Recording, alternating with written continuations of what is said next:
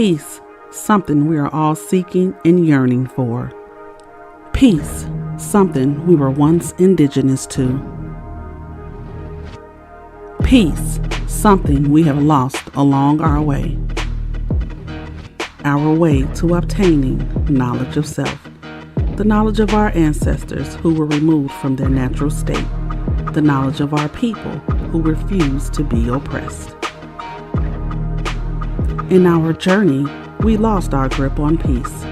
In a society of pressure, stress, and traumas, we have become comfortable with holding on to the burdens of fear and anxiety, family secrets buried in our DNA. Change within is our only way back to peace. Peace in our communities, peace in our families, peace within ourselves. A major change in our thinking, in our actions, in our existence is needed. A non-negotiable change. Welcome to the revolution with Sister Talibah. This is an injustice.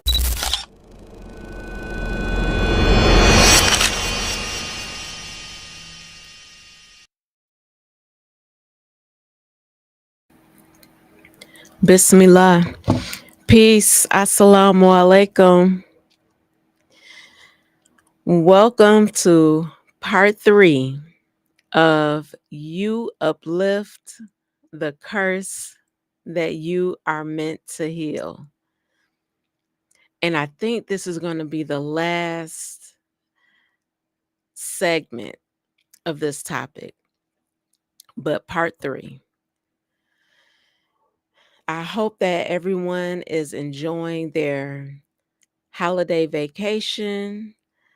Hope that everyone is in good spirits, is in the best of health, is in a high space of faith, of positive thoughts, all of that goodness, all of that good stuff. I hope that everyone is just feeling really good about themselves and about their lives. So I just wanted to say that really quickly. But welcome to part 3. You uplift the curse that you are meant to heal. If you missed part 1 and part 2, allow me to explain that these words came to me in an early morning meditation this past week on Tuesday. And so this message has carried over into 3 different subject matters for me. And my hope is that the message will be received well. It will be received by those souls that need the message. And I pray that it will actually be a form of medicine for those that need it. So, for part 3, I am focused on the Pan-African conscious community. Its audacity to be arrogant and oppressive. The audacity. As y'all know, I have been saying audacity has been on clearance because it seems as if a lot of people are having the audacity to do offensive things, to display offensive behavior. So, and this came to me, the Pan-African conscious community has been on my mind for quite some time. And I have nothing against the Pan-African conscious community. I am actually very attracted to it. I was active in it in my early 20s. And I do believe in the ideology of being a Pan-African. So let's talk about the definition before we go into story time. So Pan-African is an ideology and global movement that aims to encourage and strengthen bonds of solidarity between all indigenous peoples of Africa and the African diaspora. So the African diaspora would be all African communities outside of the continent of Africa. So the Black African communities in the US, in the islands, the Caribbeans, and in other countries. It is a response to colonialism, racism, and social injustices, aiming to foster a collective identity and to advocate for political and economic independence in Africa. And I will also say that is true. The goal is to advocate for political and economic independence in all African communities, all Black communities. Okay. So I have shared more than once that I was definitely active as a Pan African in my early 20s, when I was still living in Detroit. And I participated in different activities that I felt would uplift the Black community. That was very near and dear in my heart. And really, I really had a goal of to actually like recycle or to do what the original Black Panther Party did. The breakfast programs, teaching the community members about their rights, advocating for people's rights when police brutality was done, etc. And I really set forth with doing this. However, I found myself in a situation to where that, yes, some of those things were done, but then you also had to deal with a very strong ego that I could not understand.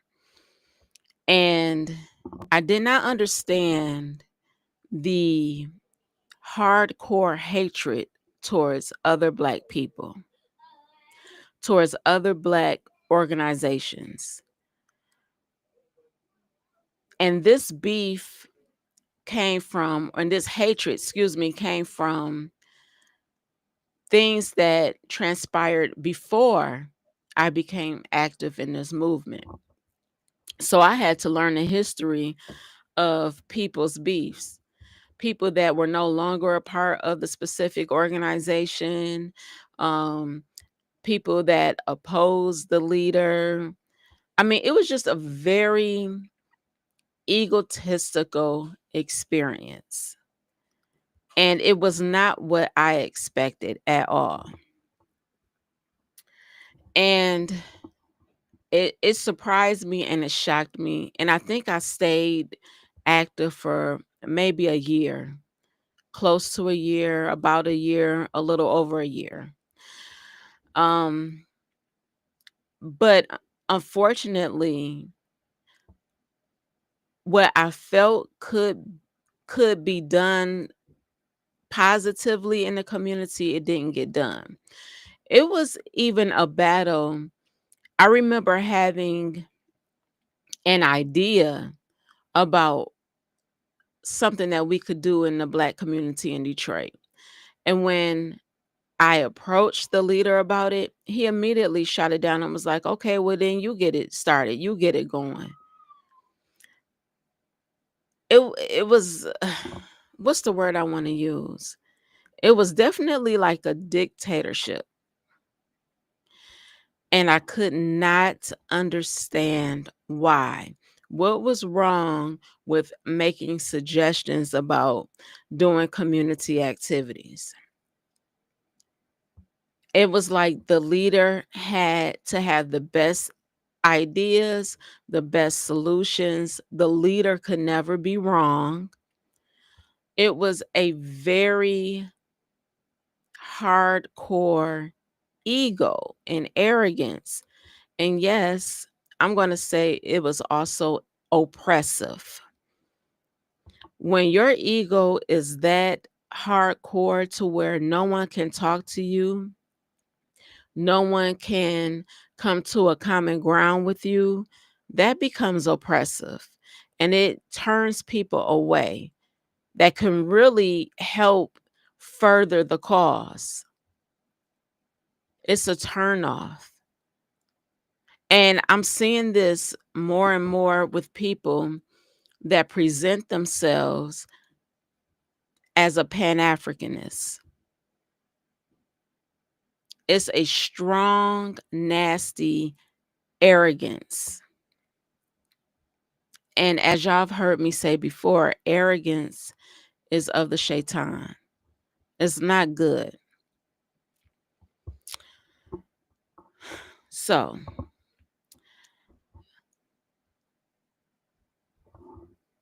I'm trying to think of any other experiences that I could share. But I will say this. I'm advising whoever is interested to read the book, A Taste of Power, a Black Woman's Story by Elaine Brown. And Miss Elaine Brown is the first female leader of the Black Panther Party.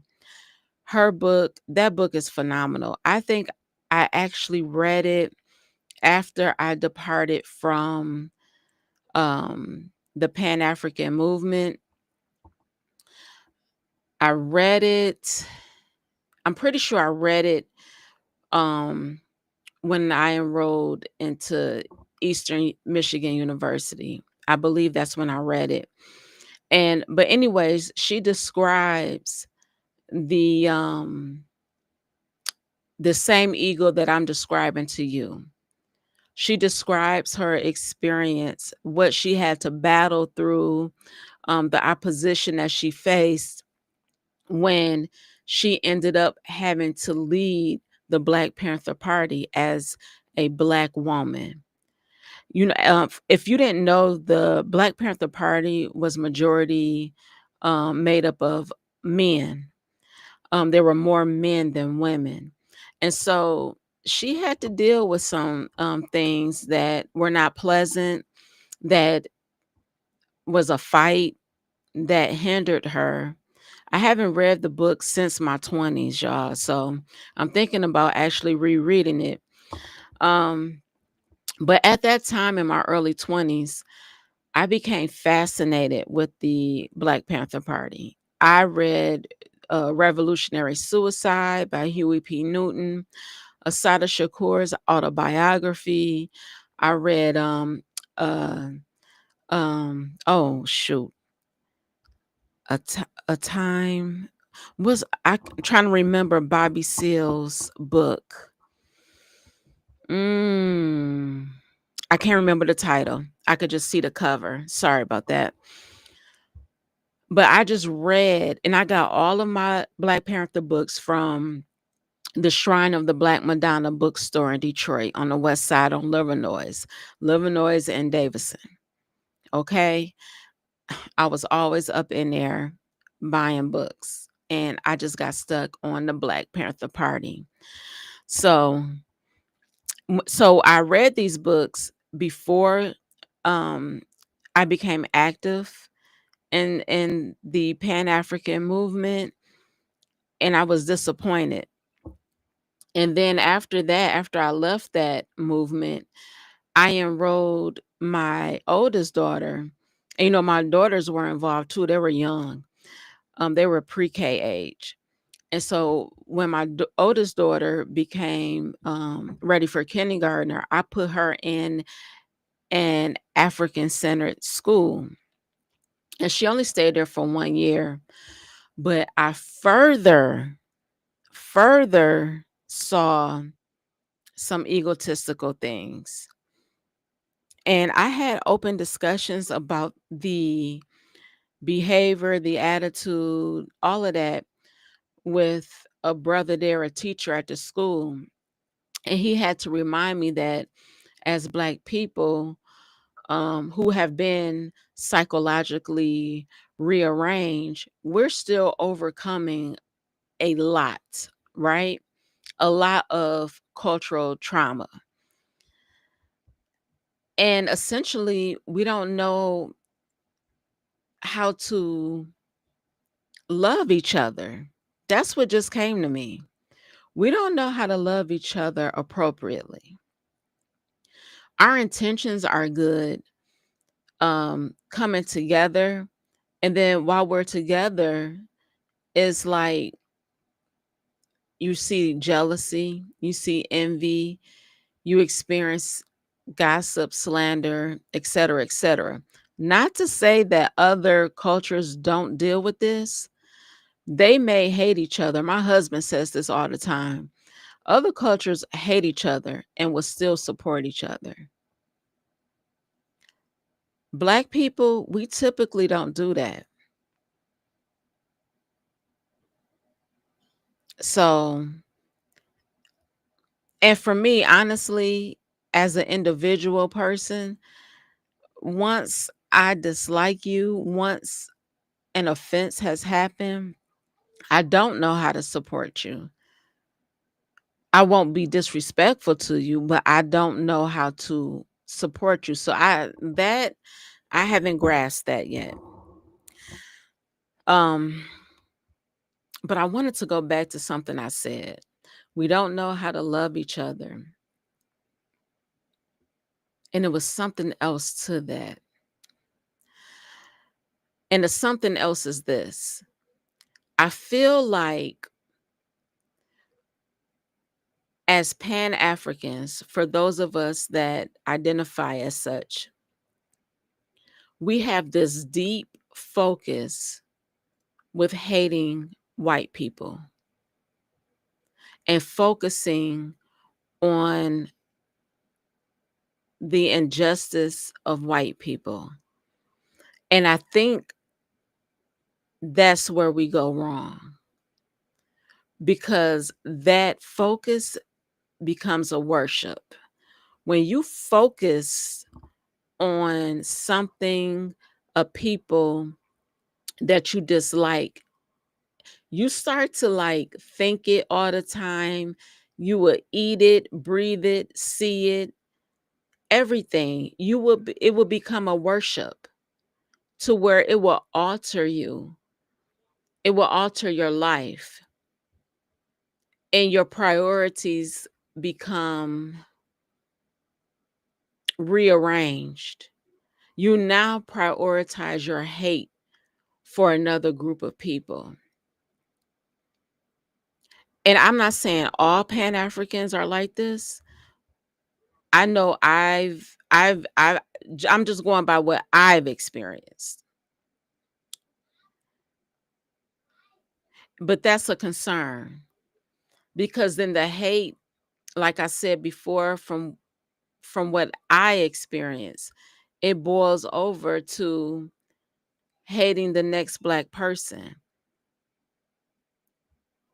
And when I say hate, I truly mean hate. A nasty hate, a murderous hate, a hate of rage. And I'm simply speaking from my experience. As a Pan Africanist, if that's even a word, I believe that we should approach our people knowing our cultural traumas, knowing our psychological traumas, knowing everything that we have to go through in a white supremacist society, is that we need to approach each other with love. We need to approach each other with empathy, with understanding, and by being gentle. And I haven't experienced that. If you have, let me know, but I have not experienced that. I feel like I commonly see some people that focus on black, black, black, Black have the most negative things to say about Black people. It's a state of misery. It's waking up to hate. It's waking up to misery. That hate and that misery and that rage becomes a worship. I'm not going to stop saying it. It becomes an idol. And I think ultimately you forget your purpose in life. It becomes your biggest focus, your biggest noise. You submit to it. I hope this is making sense.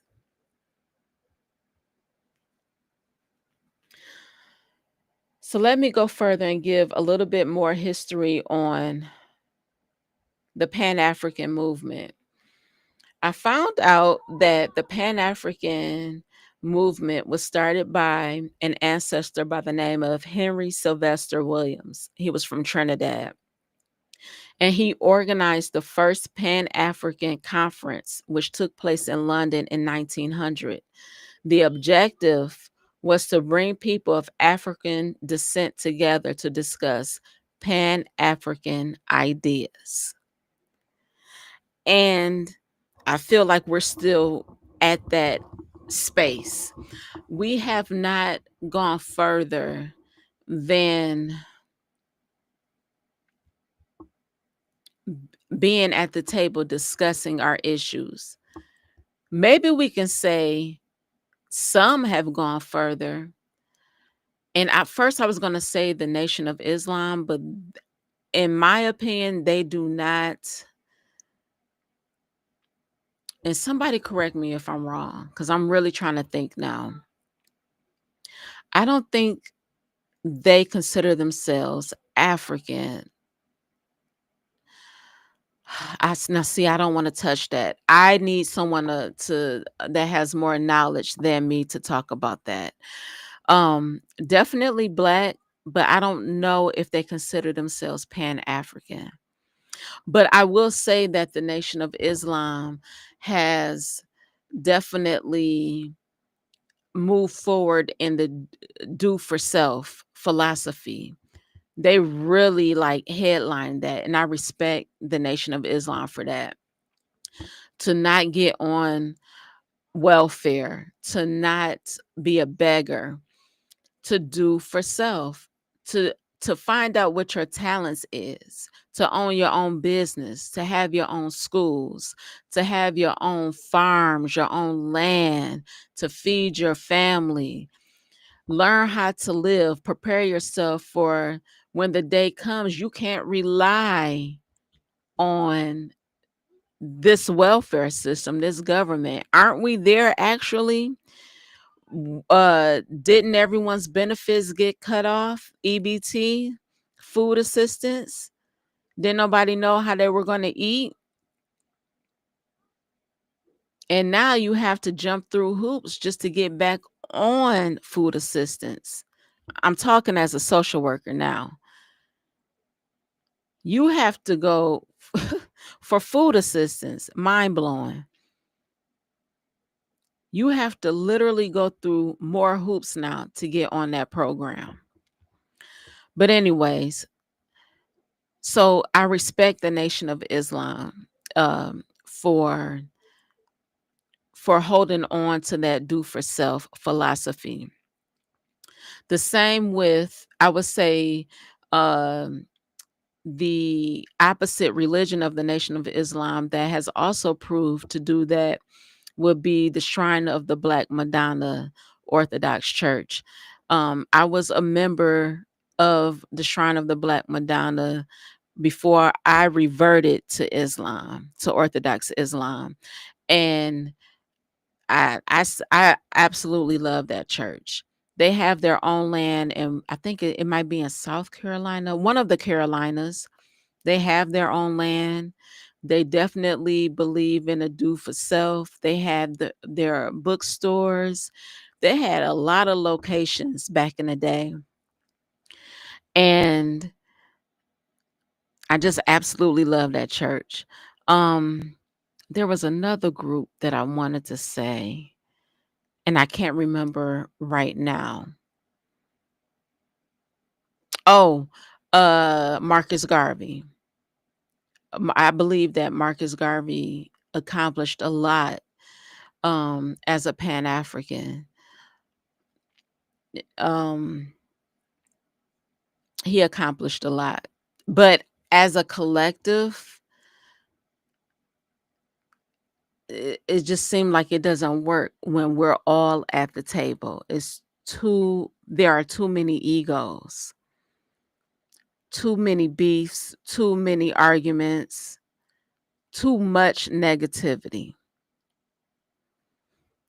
And actually, former councilman Mr. Maurice Davis was talking about the condition of Black people earlier this morning on his show. And he also said, and I agree with him, quit focusing on that. Spiritually speaking, that's a distraction.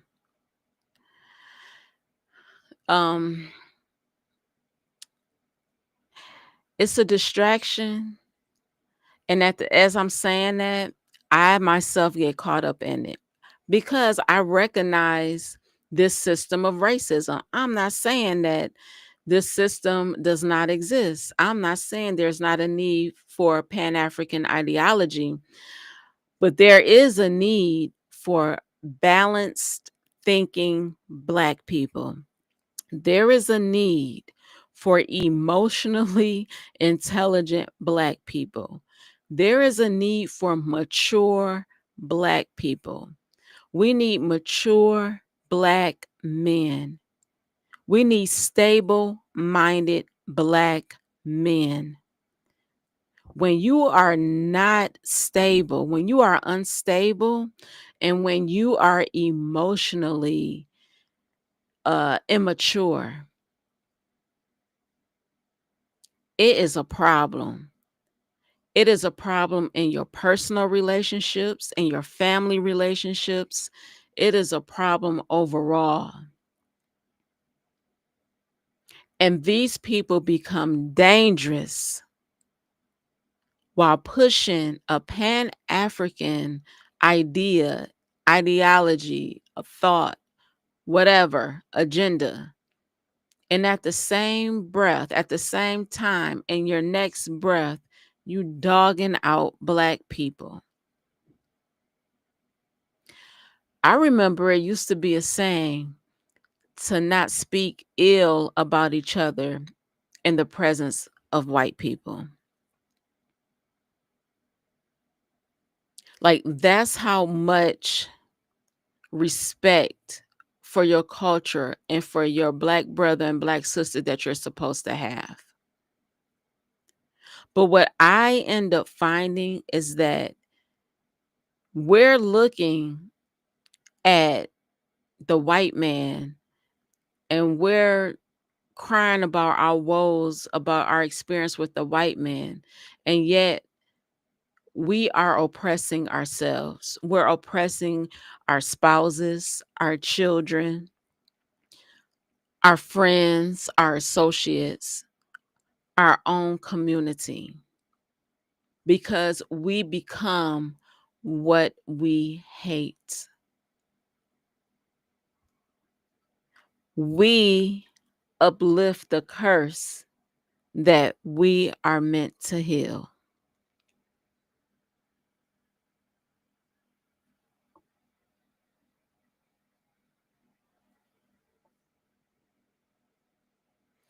And the cure is to do the opposite of that.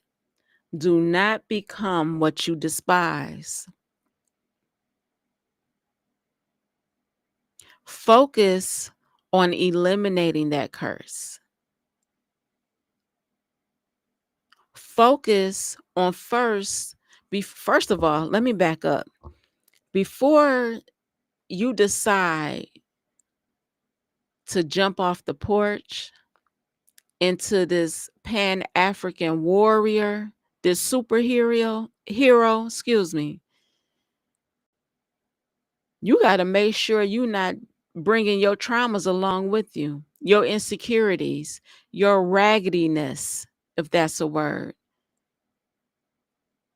We don't need no superheroes that are raggedy and broke down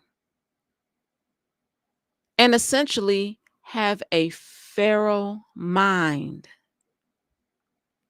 a spirit of arrogance, a spirit of the shaitan. The Black community does not need that, nor do we deserve that.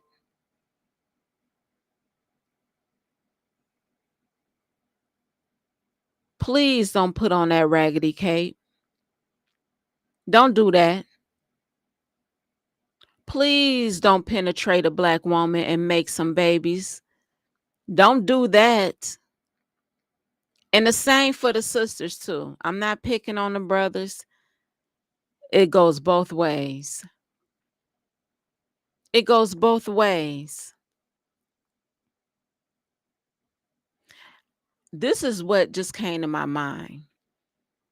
As a Pan-African, you should be respectful enough to talk to people at their conscious level. Don't look down on other people for who they are, for their religion, for whatever label that they carry on them. As a Pan-African, you should be asking yourself, how can I help my community heal? And at the same time, you should be asking yourself, how can I further heal myself? I have a strong belief that healing is a lifelong experience. It's not you do meditation one day and the next day you free. No, forgiveness is in my opinion, it can be a lifelong experience. It's a process. Forgiveness is a process. Healing is a process. And as you heal, you should naturally be healing others. If you are oblivious to the fact that you are toxic, to the fact that you need healing, then you are a dangerous person. And you do not need to call yourself a Pan-African. The Black community does not need any more trauma. We don't need any more monsters. We don't need any more boogeymans. And we definitely don't need any more oppressors. We need encouragers. We need someone cheering us on to do better, someone giving us pointers. We need mentors. Pastor B always says he doesn't trust anyone that does not have a mentor. And I'm seeing the importance of that myself in my own personal life each and every day. We need guidance. Guidance. Some of us walk this earth as if we are God. Some of us are mocking God as if we are above God.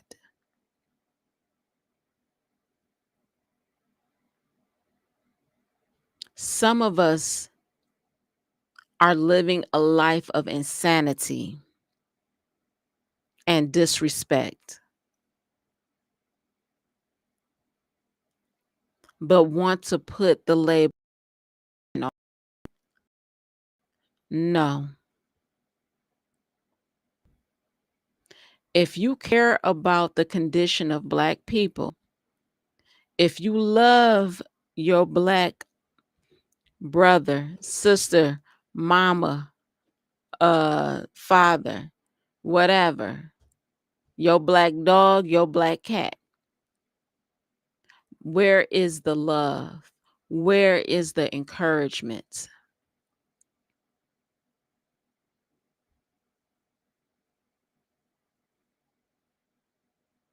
Where is the guidance?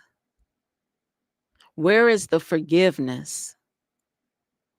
Where is the understanding, the empathy, the sincerity? Where is it? And where is the communication? You know what? Moving forward in this next year, according to the Gregorian calendar, a lot of y'all believe the new year starts in the middle of winter. It does not, but I'm not going to go there today. So, since we're close to allegedly 2026, I don't want to hear no one say anything about somebody not being able to talk things out, work things out, communicate. I don't want to hear it, because that's being passive aggressive. And to me, being passive aggressive is more dangerous, it's more hurtful, and it's more damaging than just being confrontational. Me, I prefer confrontation, not in a negative way, not in a bad way, but in a way like it's a problem. Let's talk it out. Let's talk this problem out. And it is so many Black people that are not doing that, that run from communication. And I'm going to go a step further, in saying that that is in our DNA, in a lot of ours. Because when you go back, when you think about, and maybe I should just use myself as an example, but I know other Black people can relate. Older generations not talking about certain subject matters, or not teaching you things in a blatant manner. I that's a problem. I hope I'm not getting off topic, but that's where my mind went, so I'm saying it. You cannot run a business. You cannot be a professional. You cannot be in a relationship, intimate and otherwise, if you don't have good communication skills. If I offend you, please tell me so I can correct that. If someone come to you and tell you something about me that is offensive, that's troubling, come to me. Come to me and ask me. That's how a lot of fitna gets started. Fitna is Arabic for trials and tribulations. Unnecessary things happen from that. And a lot of that BS, y'all, can be uh taken away. It can be evaporated if we just talk to each other to avoid the misunderstandings. First, why are you listening to someone talk bad about me unless you want to believe it? A lot of us will believe a lie and will entertain it because it makes us feel good. It makes us feel superior. Even if we find out it's a lie, we hold on to it. That's a sickness. Some of us, when people want to make peace or to get an understanding, they don't return phone calls. We don't return each other's phone calls. Or we block each other after we received an honest text message.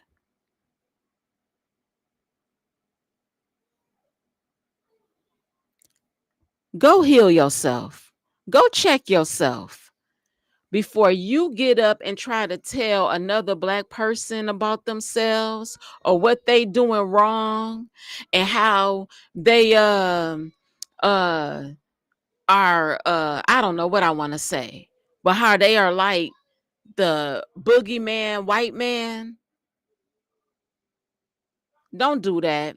Check yourself before you call somebody else raggedy.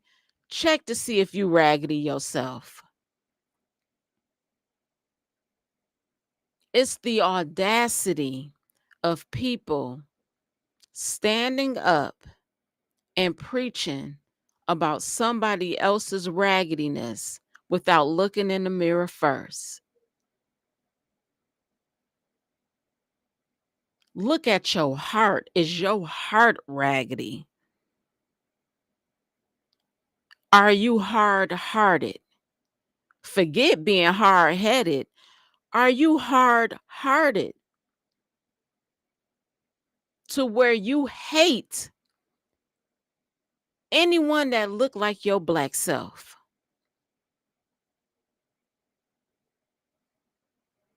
And now I'm being led to talk about Black women that hate Black men.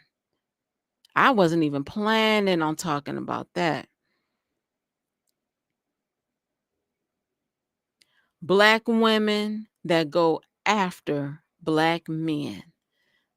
Black women that hate their Black sons, that hate their Black fathers.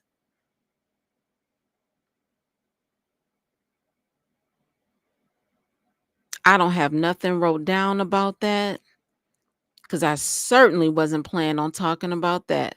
But that came to me suddenly.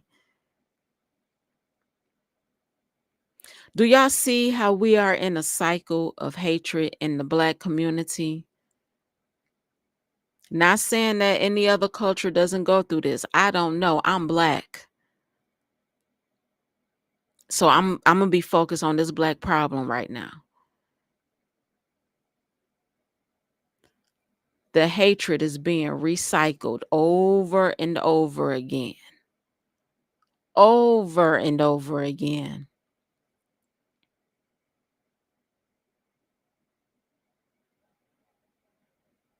It's a sickness.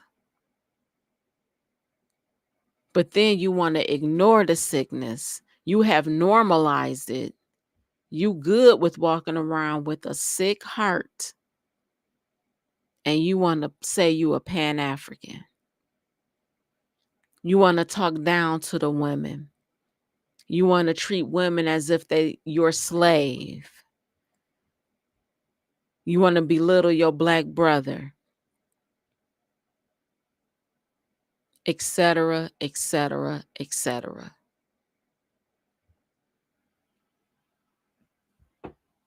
Do not become what you despise. You are here to uplift the curse that you are meant. I'm sorry. Let me scratch that out. You are here to heal the curse that is in your bloodline, that is bleeding out into society.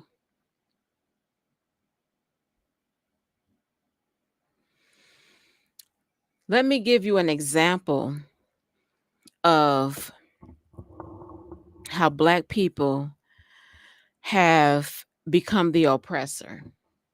And this actually is not talked a lot about. And I'm going to actually be honest, I had forgot about it until I started thinking about this. I knew I was going to do part 3 on the Pan-African community. So let's talk about the time way back in the day when African Americans went back home to Africa and became the oppressors by way of the American Colonization Society.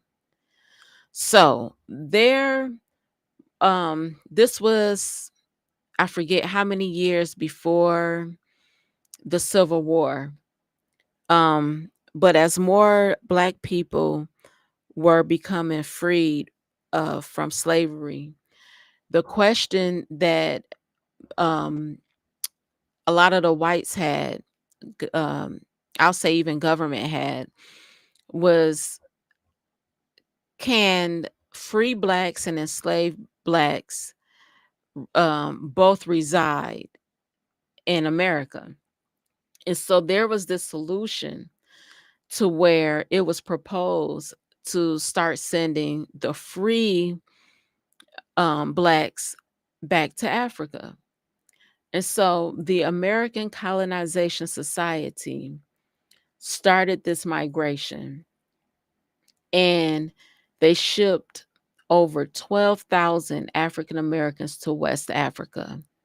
Okay. And this is the founding of the country Liberia. Liberia was established.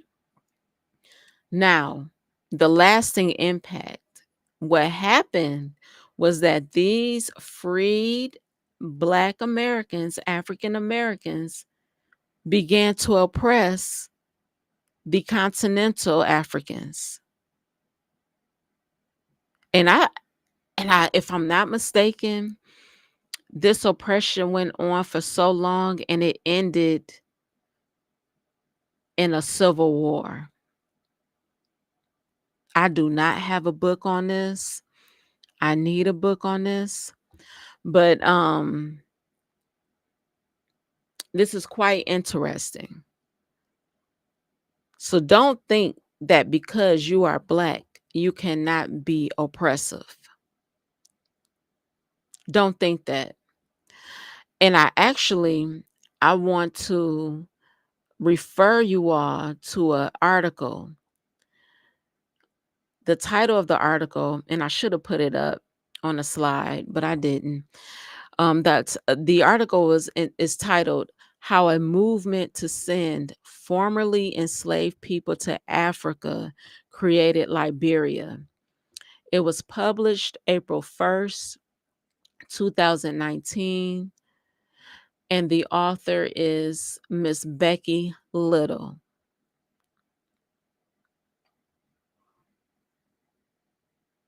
And it is quite interesting.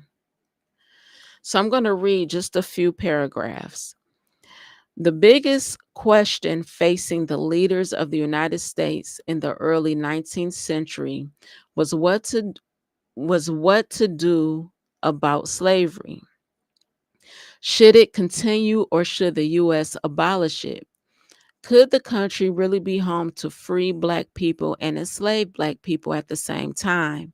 And if the US ended slavery, would freed men and women remain in the country or go somewhere else? Many white people at this time thought the answer to that last question was to send free Black Americans to Africa through quote unquote colonization. Starting in 1816, the American Colonization Society, which counted future presidents James Monroe and Andrew Jackson among its members, sought to create a colony in Africa for this purpose. This was 50 years before the U.S. would abolish slavery. Over the next 3 decades, the society secured land in West Africa and shipped people to the colony, which became the nation of Liberia in 1847. The society spent its first few years trying to secure land in West Africa.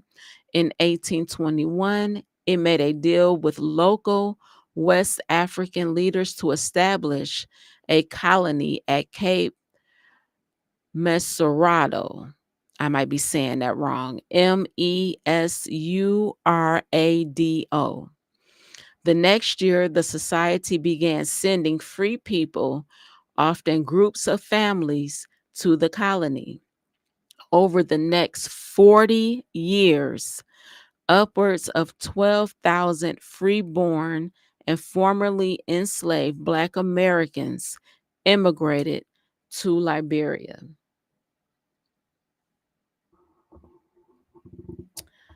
These settlers viewed themselves as culturally and educationally superior to the indigenous Africans, which led to a system of segregation and a social hierarchy that mirrored the racial dynamics they had escaped in the United States.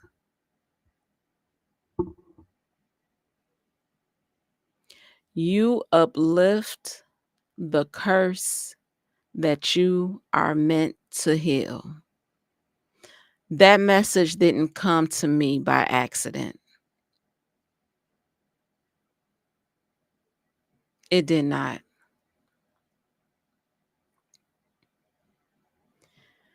You uplift the curse that you are meant to heal.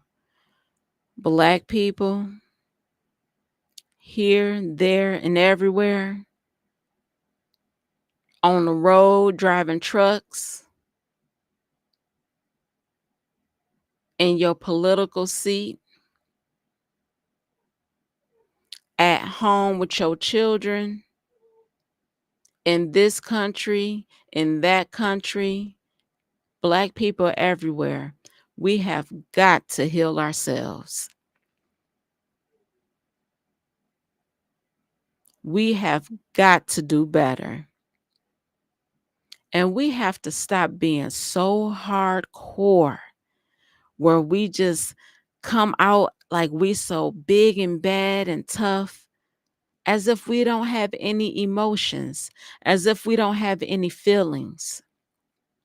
We have to face our traumas, not to cast blame on anyone, not to act out or misdirect our anger and frustrations, but we have to sit in it to heal it, or else we will oppress others with our stuff.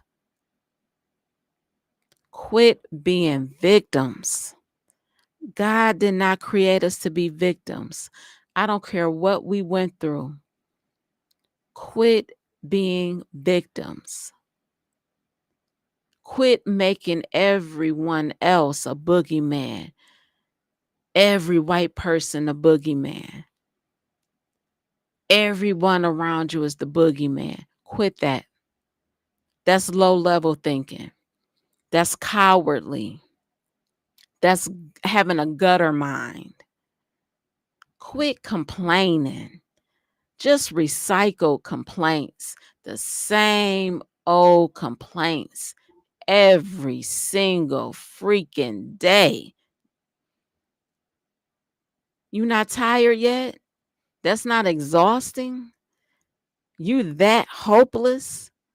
You that weak where you give these invisible people all of your power and your strength and your abilities? You that much of a weakling? You that sorry? You that hopeless? Are you that pathetic?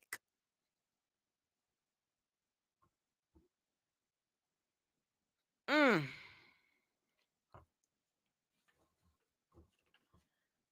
Isn't that curse heavy on your shoulders, in your mind, in your waist? That's for the women. We carry our emotions, a lot of us, in our waist, in our hips, our traumas. That curse is heavy. Don't you want to be light again? Don't you want to lose some weight? Don't you want to get that monkey off your back? Quit being committed to that monkey. Quit being committed to that invisible boogeyman. What happened to the love? What happened to the love that God is giving you? What are you doing with it? The mercy that God is giving you. What are you doing with it? Don't you recognize it? Or are you dismissing it?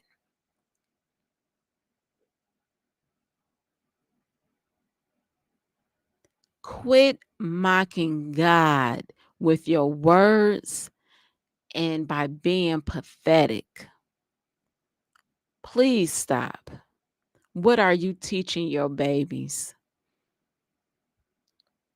What are you teaching your children? What are you passing on to your children? What type of example are you? Stand up and be great. Put down that arrogance and that ego. Put down that curse.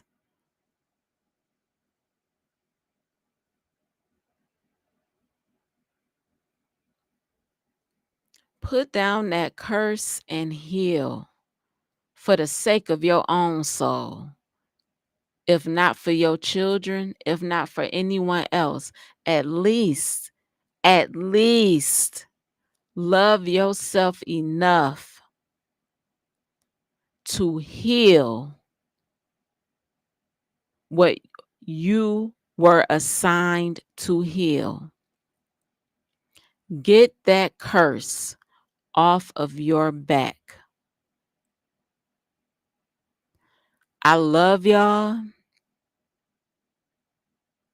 And I hope y'all can hear the love that I have in my voice when I'm saying this. Thank y'all for tuning in. Thank you for watching the replay.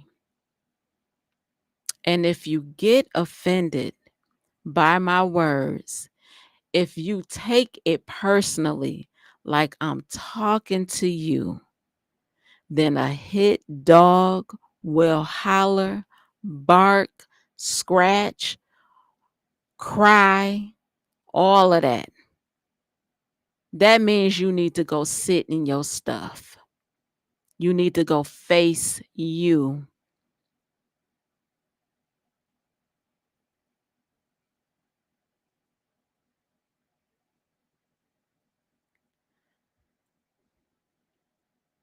Peace, y'all. Assalamu alaikum. To hell with those damn willow trees. We don't give a damn about them willow trees. We need clean water, a public safety plan,